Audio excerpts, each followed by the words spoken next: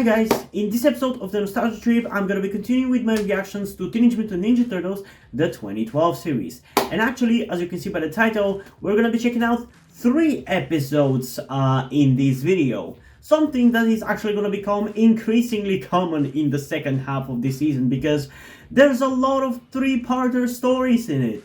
Like, Jesus Christ. Like, after these 3 episodes that are in one thing, we have 2 more videos in which we're gonna have 2 episodes to react to, and then after that, for the second half, since like episode 10 onwards until episode 20, it's all 3-parters, which is goddamn insane. But it is what it is. The reason why I'm reacting to 3 episodes in this one, even though it's not really a 3-parter or anything, is because it otherwise throws off the episodes that would be paired together, you know? And these are the episodes with the shortest titles, which allows me to actually write out the titles of the episodes in the video titles.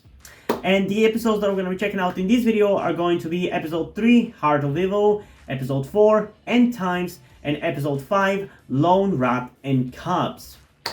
And yeah, I'm pretty excited to continue reacting to Season 5. The first 2 episodes, kind of different in quality a little bit. The first one was really good. I really enjoyed it. One of my favorite episodes ever. The second one was a little more typical TMNT 2012 stuff, a little bland, but overall pretty good. But I'm definitely more hopeful that some of these episodes are going to be more exciting, although one of these episodes seems like it's going to be including the fat guy from few episodes ago, and I'm not really excited for that one. I think it's going to be annoying, so I'm not really looking forward to that episode, but who knows, maybe that's going to be turn out to be a really good episode.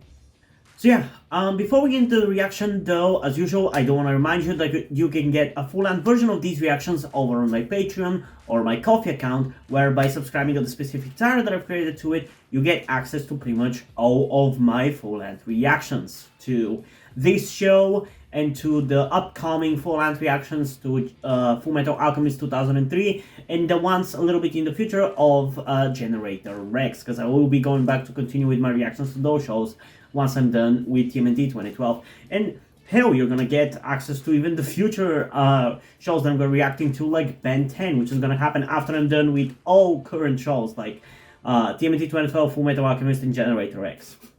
But if you don't want to join over there, that's fine. You can just stick with the YouTube reactions as well.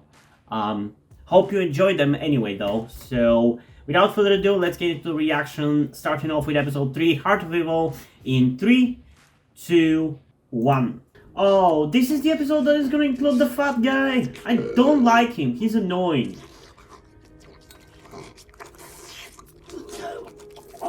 He's like an even more annoying version of the garbage man from the 2003 series, who I already really hate. Is Shredder's heart really in that thing? Where would you even get something like that? Don't ask questions you don't want answers too thick. Wait, that's Shredder's heart? How can he eat with it just sitting there next to the fettuccine? The time is nigh, my faithful foot, for the resurrection of Master Shredder is tonight. Soon we will be graced. Man, we're getting through that storyline very quickly. I guess that explains why the second half of the season is all 3-parters. Because probably this is gonna be like the storyline for like maybe the first half of the season or something. Team Kick Butt Babes, anything to report? Team Kick Butt Babes? In pursuit of Bebop now. Kick Butt Babes? We're losing him! Keep your jumpsuit on, O'Neill. I love that they're working together now. That's so fucking cool. Follower. He's with that filth, the chubby monkey, Don Bizioso. The chubby Get over monkey. there and make sure you succeed. I'm here, Rock. What the dealio? I see the heart, yo. Dang. I bet that fool is nasty enough to try to eat it. Ugh. Probably. But you're not the one to talk, big face. This is the last. Man, I feel like at this point, the writers have forgotten who Rocksteady used to be beforehand, aka the boss-like Russian gangster. Rocksteady to the rescue. Let us party time like it Oh,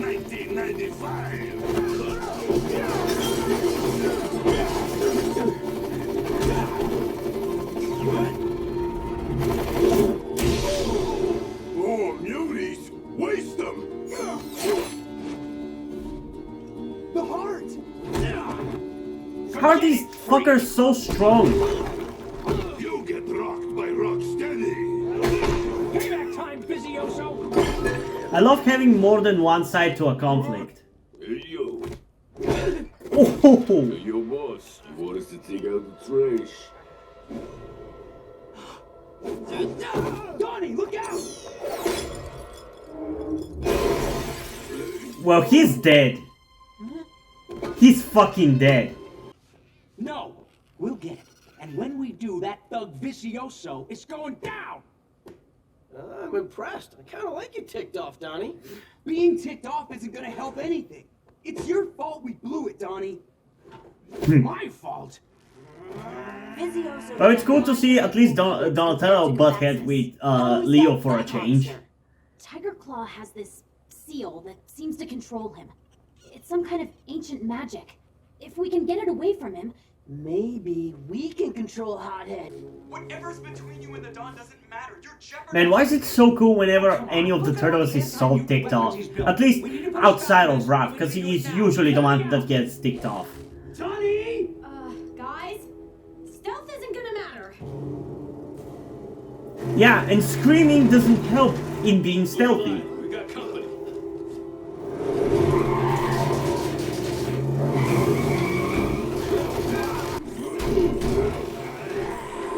You're really going toe to toe with a demon? Do you have a death wish?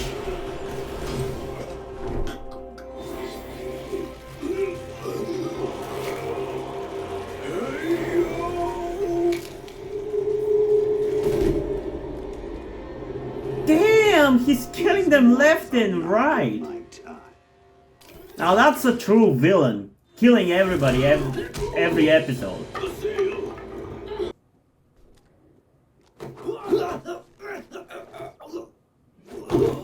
Did he just kill him? On screen? Remember, Donnie, keep it together. We're after the heart, not revenge. In the spirit of multitasking, I'd like to think we have time for both.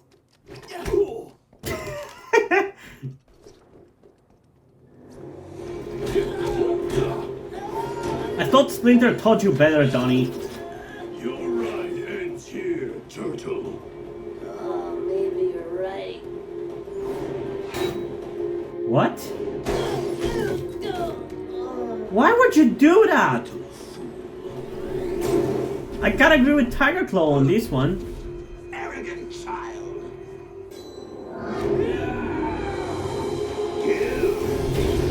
Be careful, Raph.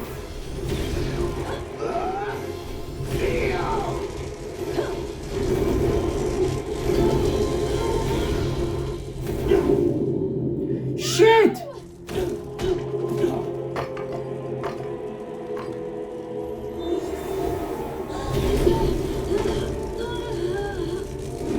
Guys, I feel like this guy is way out of your league. He's pummeling you left and right, but he definitely makes for a threatening villain. So much anger, power, strength. You will give the heart to me, Cabaxis. Man, this is really following the footsteps of Season 5 of 2003 series, with the demons and Shredder, and Demon Shredder and all.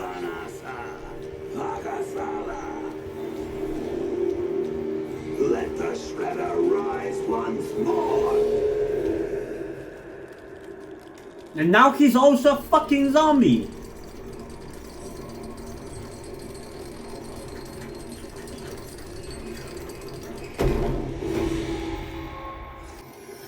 Really? Cool ending shot though, I gotta give it that, but really we didn't even get to see him stand up. Now I'm wondering whether the next episode, which is called End Times, might actually be like the end of this story arc. Because it kind of seems like it if we're following like what this season is kind of, with like the 3 episode story arcs. even if it doesn't seem to be the case, like that is going to be what the first half of the season is going to be. If we're following that kind of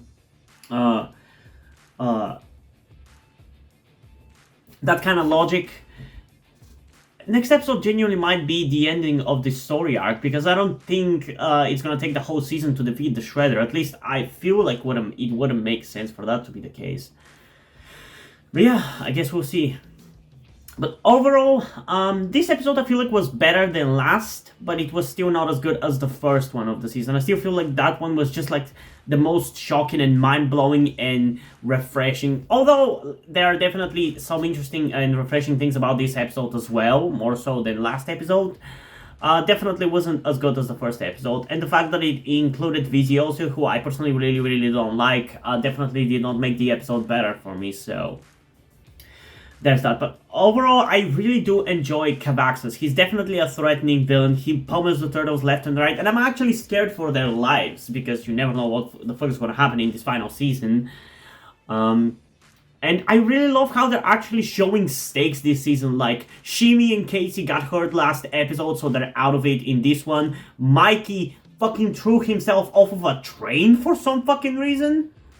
And now he's hurt as well. Like, I don't know, this definitely feels very different from what we've had for the previous 4 seasons, and I'm living for it. I really enjoy that about this season. It is pretty fucking cool. But yeah, I don't know. Overall, a fun episode, like I said, but I feel like we're probably gonna get better ones this season. It's fine for what it is, but I don't really care about it too much. And in terms of a rating for this one, I think I'm gonna give it a little bit of a higher score of 8.3 out of 10. It's fine, it's entertaining, but no, I don't necessarily have bad things to say about it or to criticize. It's just that I don't necessarily like it as much as I probably should. But that is just because of my personal feelings towards certain characters featuring, you know. But yeah, now let's get into the next episode, which is called End Times, which seems like it might be the ending of the story arc because of the name and because of what this episode, the previous episode ended with.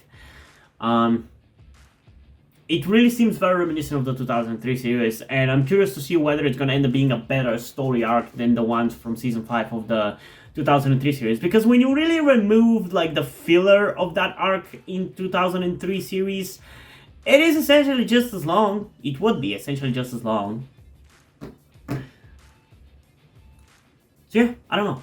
Without further ado, let's get into episode End Times in 3, 2, 1.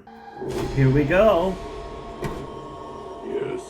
When did you do your manicure, Shredder? Long live the Shredder! I am cold.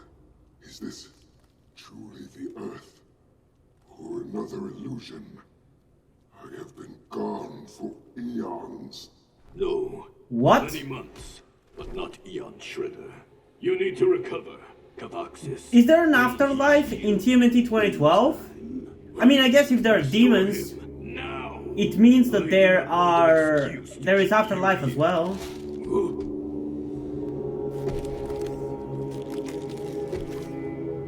Cavaxis stays with us, Tigerclaw. Jesus Christ, he's so creepy. Soon, this pitiful world will be ours. Jesus Christ, that is so fucking creepy. I love it. Man, I'm really hyped for this episode. I hope it lives up to it. I hope it lives up to the expectations. Anything like it. Captain Ryan, Oh, you're in the Millennium Puzzle. I gotta collect more data on Hothead. Now that Tigerclaw has all of the pieces that can resurrect Shredder, we don't have much time. you realized Leo was gonna be stupid mad. Wait, didn't we also have the Resurrect the Shredder thing in the 2003 series with the Demon Shredder? Like the different pieces that we had together? He's in the dojo. This is literally the I same. feel so bad for him. The Even weight more of than I life is thought. always on his shoulders. Remember what I told you before. In darkness, look towards the light. What does that even mean? How can we stop him, Father? I think that's his subconscious talking to him. I need to get At least that's, in my opinion, what we're seeing in those scenes. That's why he didn't tell him how to stop him. It's time to go. Also, since when does Leo has new fucking blades? I guess his sword got destroyed, like, in episode 2, but I didn't realize he had new swords. So far, so good, guys. No creepy robed foot dudes anywhere. You had to say it.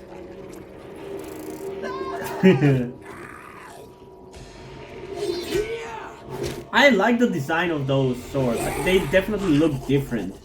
They look like shredder freaks. What do you mean shredder freaks? There's too many! There's definitely some resemblance. Back, you wretched, stinking shredder beasts! They have a weakness after all. Fire. No. Bright light of any kind. All right, Troutmouth, why did you help us? You got 3 seconds to explain yourself. I'll give him 2 before I open up a can of sardines. Yeah, why is he helping? He means well. For once. Man, that is the craziest story I've ever heard. Even weirder than your stories, Mikey. I really did meet Megan Fox on that rooftop, yo. Anyway, thanks, Evan, for helping us. So, are you gonna help us I take got the that axes down? fucking reference. And as we were talking about this, yes, I will be reacting to those movies at some point in the future, probably this summer. They already brought Shredder back? Yeah. Yes. I want to go back to a nice life of crime. Stealing stuff, romancing the ladies, that kind of thing. Later, Tartarugas. That is so creepy. Excuse me?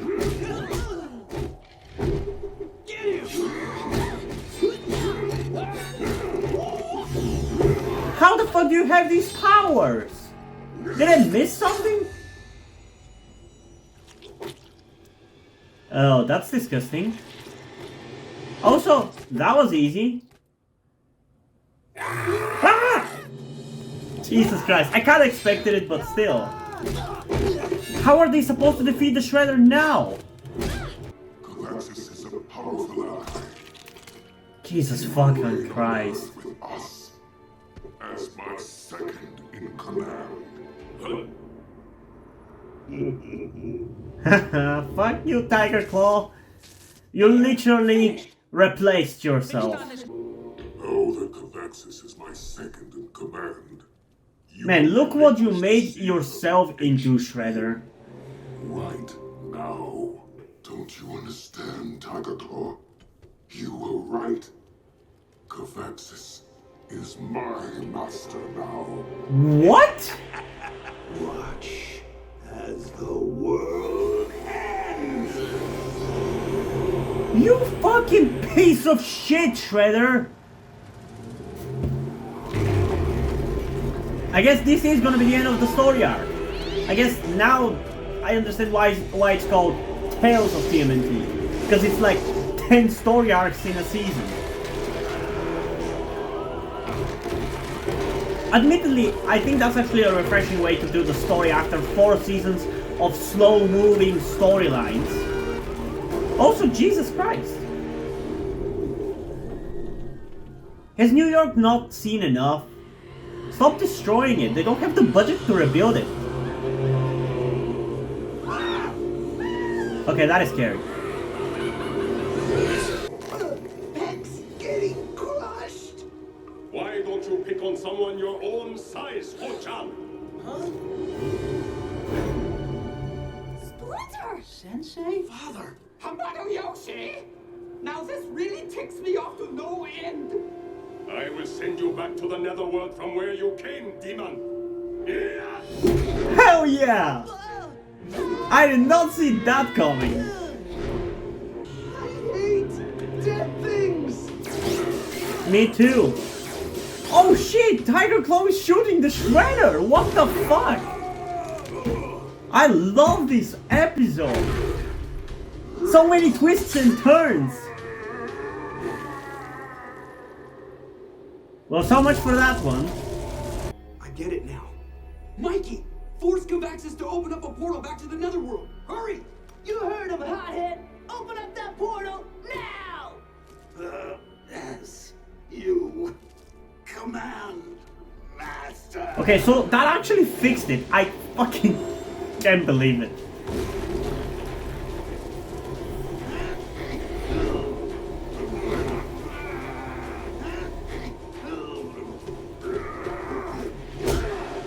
We do not belong here, demon. What do you mean, we? What? What? What? What? What? Why? Since fucking when? Excuse me? So, okay. I guess I was right. Wait, what?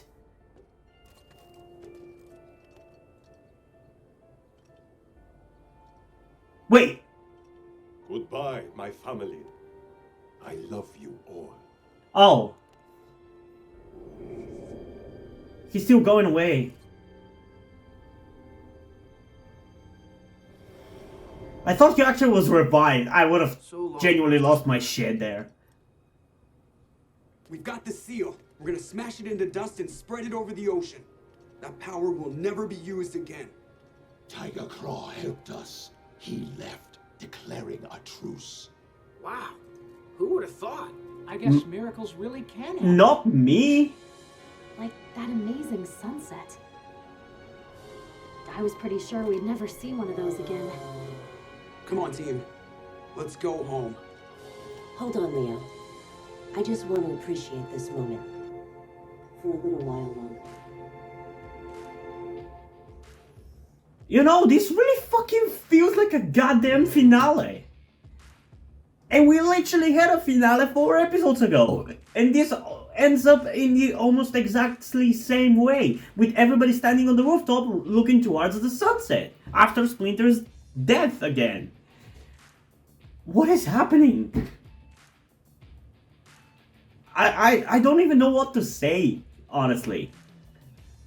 Because, like, it really feels like a season on steroids, these story arcs. So this was a story arc for like 4 episodes.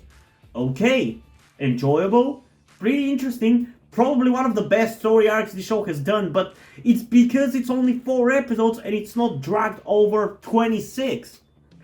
I wish the show did more shit like that, because it is more reminiscent of the 2003 series, where it had obviously the overarching storylines, but it also had some side storylines as well. Like one of the most notorious ones, in my opinion, being like the Notes from the Underground storyline, which has like the first 3 episodes, which is a 3-parter, and I think it has 1 episode in season 2, and then in season 3 or 4 there's another episode which continues to build the story. The difference is that in the 2003 series, those episodes were spread around the seasons, while in this case, they're all packed in the 1 season.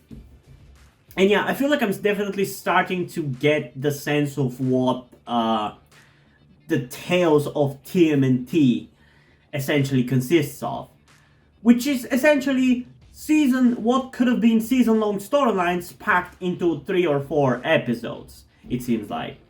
And judging by the names, some of the names of the next few episodes, it kind of starts. I kind of start to understand what the next storyline is going to be about. I kind of like that though. I kind of like having all these little storylines, one after the other. It's very reminiscent of what the Flash TV show started doing recently, where instead of having the dragged out season-long villains, they instead have villains for a specific amount of episodes and essentially split the seasons into arcs. Sometimes the villains crossing over to the next season as well. And I kind of like that. I actually thought that was a good idea for the Flash to do, because it makes things more unpredictable, because it doesn't follow the typical season-long formula. Where in this episode, this thing about the villain is going to be revealed, and in this episode, this thing is going to happen. I kind of like that here as well. And also because one of the biggest criticisms that I feel like a lot of other people have for this show at least I've seen that criticism a lot, is that this show really drags out its storylines. It really fucking does. We didn't need 4 seasons to defeat the Shredder. Admittedly, even the 2003 series took 3 seasons to defeat the Shredder, but at least in that one, there was several defeats of the Shredder. In this case, he was only brutally defeated once. And I guess in this episode as well, where he sacrificed himself? Why? Since fucking when? When? What?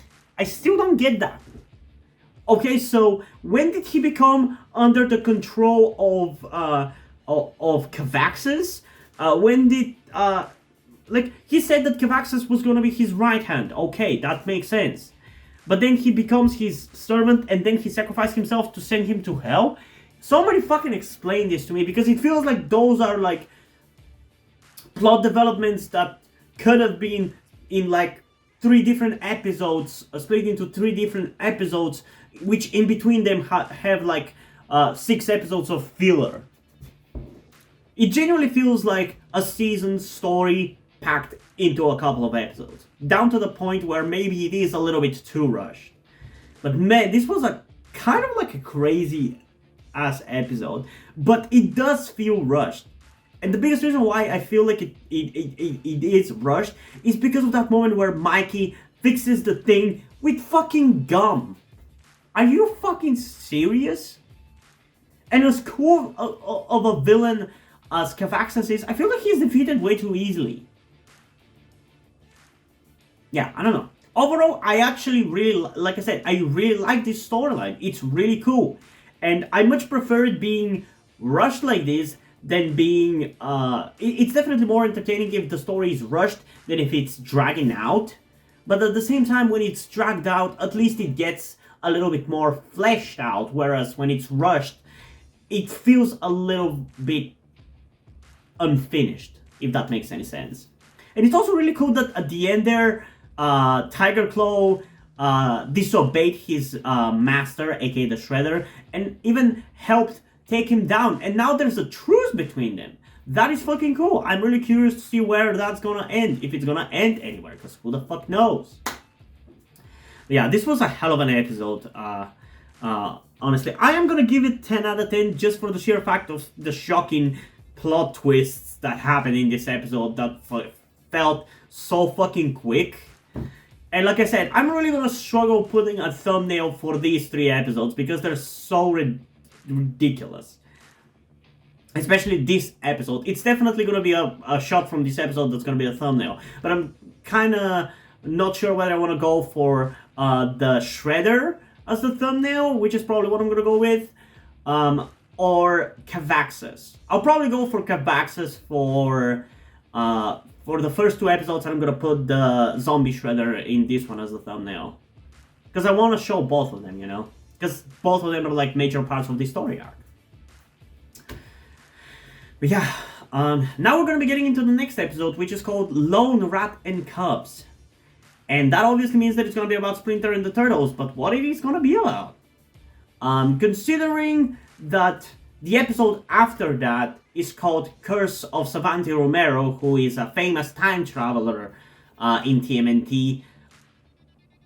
I have 2 possibilities about what next episode is going to be about. Either it's going to be a flashback to when Splinter was alive and the Turtles were little, kind of like that episode from the 2003 series called The Lesson. Or it's going to be the Turtles traveling back in time to that period. I guess we're gonna find out in 3, 2, 1. I'm curious where we're gonna go now. Join me, my sons. For tonight, I have something special to share with you. Ooh, I knew it! I knew it was gonna be a flashback. Cool. I love story time. I want to learn more about Japan, Master Splinter. Not tonight, Leonardo. I have told you before of how we all came to be together, but I have not told you everything.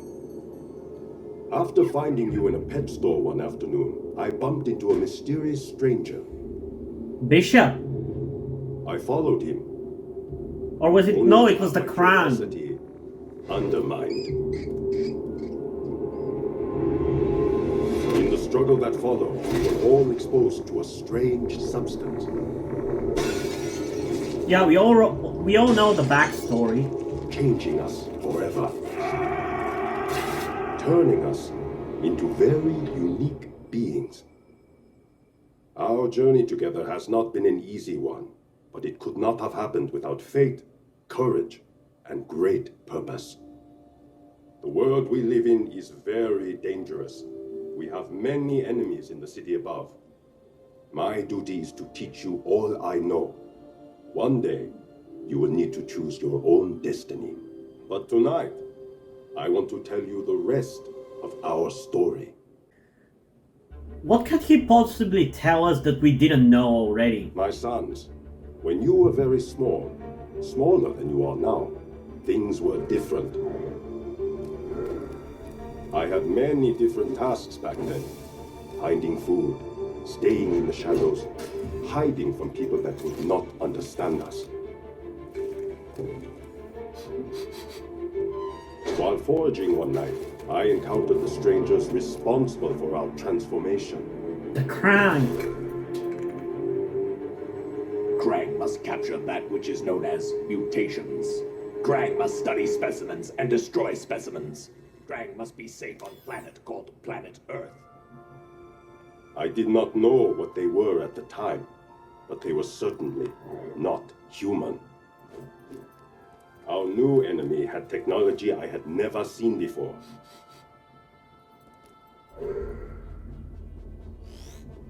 Man, how long have the Krang been around? I mean, I guess we do know that they've been around for a while because April has Krang DNA in her.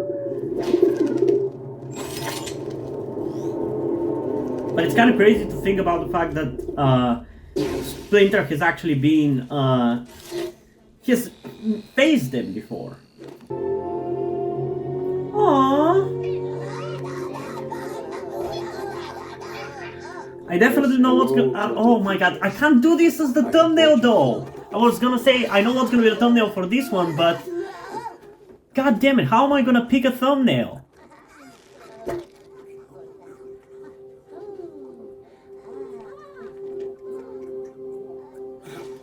What terrible deed did I do in a past life that such a curse has befallen me?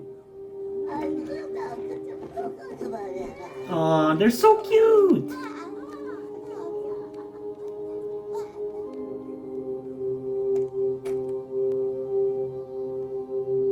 Aww. We shall see. Hell yeah.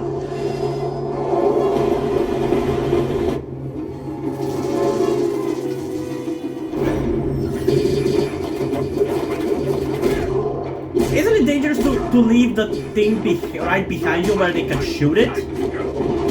Oh shit! What?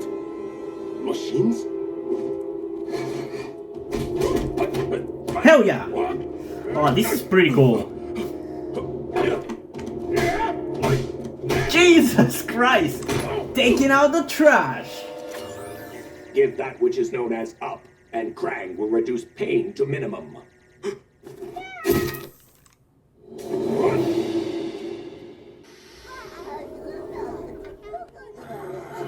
It appears meditation is out of the question for now. That's definitely Mikey. Thank you, young turtle. I suppose you all need proper names. When I was a child, I wanted to be an artist. So it seems appropriate to name you after the masters of my favorite period in art, the Renaissance. Perhaps then you will grow up to be something great. I will name you Donatello, Michelangelo, Raphael, and Leonardo. You can see it in their faces, they're so obvious who is who. I love that, that's such a cool attention to detail. That which is known as rodent. It's crazy that Splinter has had this face-off with the Krangs and he never told the turtles. and us until now. He obviously told them long in the past, but again, doesn't that mean they should have known about the Krang in the fucking first season? Because Splinter has heard them call themselves the Krang, right? Yes, Krang. The tracker, that is the DNA tracker, is insufficient in that which is known as underground. Finally, something that could work to our advantage. So that's why they're being underground. No!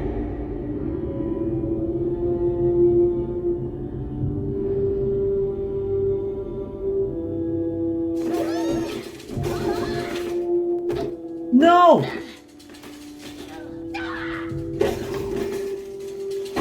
Holy shit! Poor little turtle!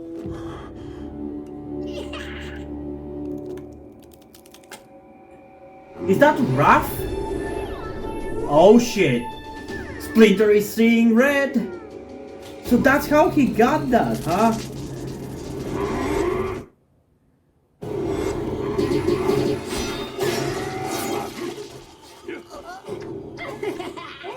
Yeah, that's definitely Raph. Besides being unable to track us, I began to realize what these sewers could offer. The ability to move throughout the city unseen. A place to hide and grow, and time to pass on what I had learned in my other life. Man, that is so fucking cool. I really love what this episode is doing. One of the best episodes ever, for sure. Like I said, not the most exciting, but one of the coolest ones. Krang will dispose of rat mutants, but take little mutants. Krang understands. Krang will exterminate. Okay, so Splinter should have told the turtles that Krangs have brains in their stomachs. They should have believed Mikey in season 1. This is canon breaking.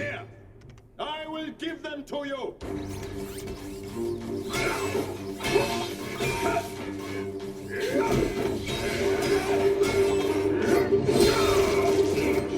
Okay, he's straight up stabbing the fucking thing. Krang! Attack for Krang! This would be our Thermopylae. Yeah, he's straight up murdering the Krang. Holy shit! Sewers as ours.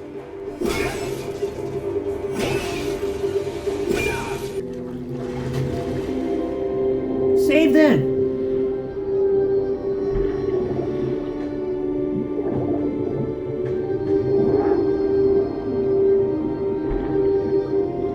Come on, it cannot be that heavy!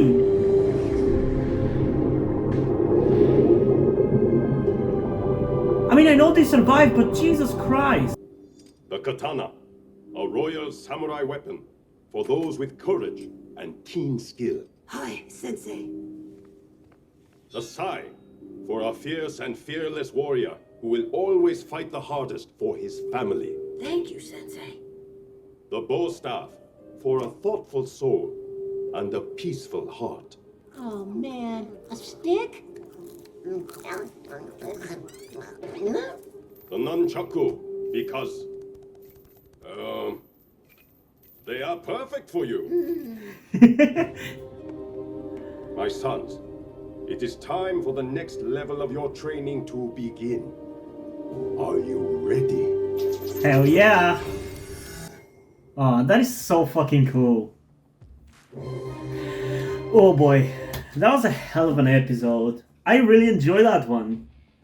I mean, I already repeated it like twice. I don't know if we made it into the reaction, but despite the fact that it's not like necessarily the most exciting episode, it's one of the most interesting episodes of the show and definitely one of the best.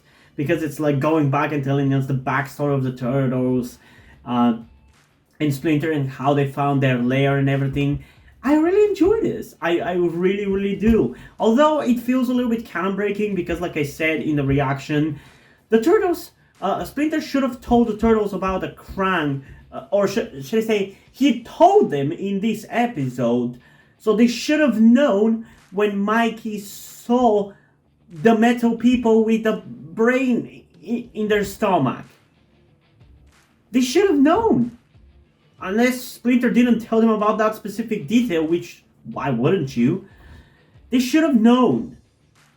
So this is very much canon breaking in my opinion, but it was a really fun episode, and I guess that's one way to give the Splinter voice actor screen time in this season, despite the fact that he's dead.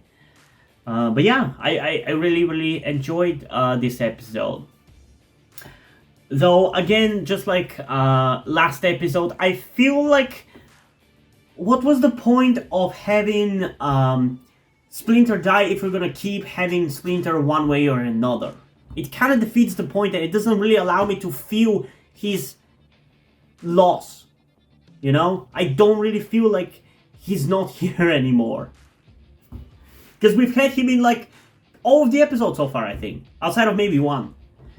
But yeah, really fun episode. And boy, is it gonna be hard picking out the thumbnail. I probably have decided already, I feel like, for like I said, for the first 2 episodes, it's gonna be Cabascus, I think his name was. And for these 3 episodes, it's gonna be the Zombie Shredder. Though, if this episode was separate, I definitely would put the little turtles as the thumbnail.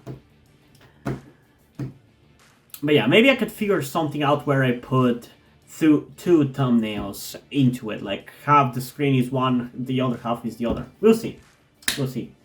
I'll probably try to do that, and we'll see whether it looks good or not. But yeah, in terms of rating, like I said, it is gonna be a 10 out of 10, despite the fact that I don't necessarily think it's flawless, because it does miss a little bit of the excitement of it, but I just really like what it is as an episode so much that I feel like it deserves a 10 out of 10, so I'm gonna give it to it. So yeah, if you're gonna do a filler episode, definitely wish it was more like this than the typical stuff that this show used to do, you know? But yeah, what did you guys think about these 3 episodes? Comment your thoughts down below and let's have a discussion about it. And also, before we end this video, I just want to give a huge shout out to my currently 1 patron on Patreon, Deadpool. Thank you for your support, I really appreciate it. It really means a lot to me that you have decided to support me, you have continued to support me for such a long time. Hope you continue to enjoy my content and continue to support me going forward. Thank you very much. And now, before we end this video, I just want to talk about something to you guys very quickly, which some of you may or may have not noticed before or know about me, that being the fact that I am trans. And yes, this may come as shocking to some of you because I don't really flaunt it that much on my channel, or at least I feel like I don't. Outside of like my K-pop reactions, which is where I feel like the most comfortable being myself like this. And yeah, I am in fact trans. I'm not necessarily full-on male to female, but I heavily want to transition to being pretty female. I do consider myself more non-binary though, or maybe gender fluid would be the best descriptor as well, because I do have occasional moments where I feel fine being like just a normal guy, but most of the time, like right now, I do feel very dysphoric. And that's why I'm asking you guys for any help that you can give me, because my situation right now, I don't really see any way outside of you guys' help. Because, and this is gonna be kept short and concise, I live with my parents. They're never going to accept me as a trans person. They just never will. And as a matter of fact, back when I started the YouTube channel, I was actually kind of slightly starting my transition back then, with like starting to grow out my hair. I even got to DIY HRT, but because my parents started noticing certain things, like my behavior had changed a lot and my clothes had changed a lot, I kind of had to stop doing that because they were constantly nagging me about cutting my hair and just started to kind of be threatening in a certain way, and felt like they were ashamed of me and everything. And that just kind of stress just tired me out to the point where I just gave up. But as dysphoria goes, it just doesn't go away, you know. I still feel like this, and in fact it's somewhat been intensifying again recently. So I just wanted to share this with you guys. And again, I would really appreciate any amount of support you can give me in regards to this, because I just don't see any way out of this. Because even if I moved out of my parents' house and got myself a job and everything, that's just not gonna work for long-term planning, because once I transition, it's like I probably will not be able to get myself a job, because my country is very transphobic. Nobody gives a shit about LGBT people at all. So there's not even much I can do even in terms of transitioning here. So yeah, I don't know. I just would appreciate any amount of support you can give me, be it monetarily or in any way otherwise. And this is not about boosting my channel or anything, or guilt tripping you with my sob story. I just wanted to get this off my chest and make my subscribers aware of the situation that I am in, and that I would appreciate anything that you guys can help me out with. It would mean literally everything. Like, for example, a friend that I made after starting this YouTube channel, my good friend Yuri, has been helping me out a lot. And I genuinely might have not been here if it wasn't for him showing up and befriending me. So yeah, this just went a little bit longer than I intended, but I would just really appreciate anything you can support me with. That's kind of ultimately what I'm trying to say. And yeah, hope you guys enjoyed this video, and if you did, please leave a like, subscribe. Also, check out the next description to my Twitter if you want to follow me over there, and to my Wattpad where I post my stories, because in addition to doing all these videos to my channel, I'm also a writer. And if you enjoy my stories or simply enjoy my videos, you can head over to my Patreon or to my Ko-fi account, where you can pledge your support and help get the channel going, help support me so I can keep writing the stories you enjoy. But if you don't want to do it, that's completely fine. You can help me out in other ways, like liking this video, subscribing to the channel, and especially sharing this video with someone who you think might enjoy. And I think this is pretty much it for this video, so hopefully I'm gonna see you in the next one. Bye!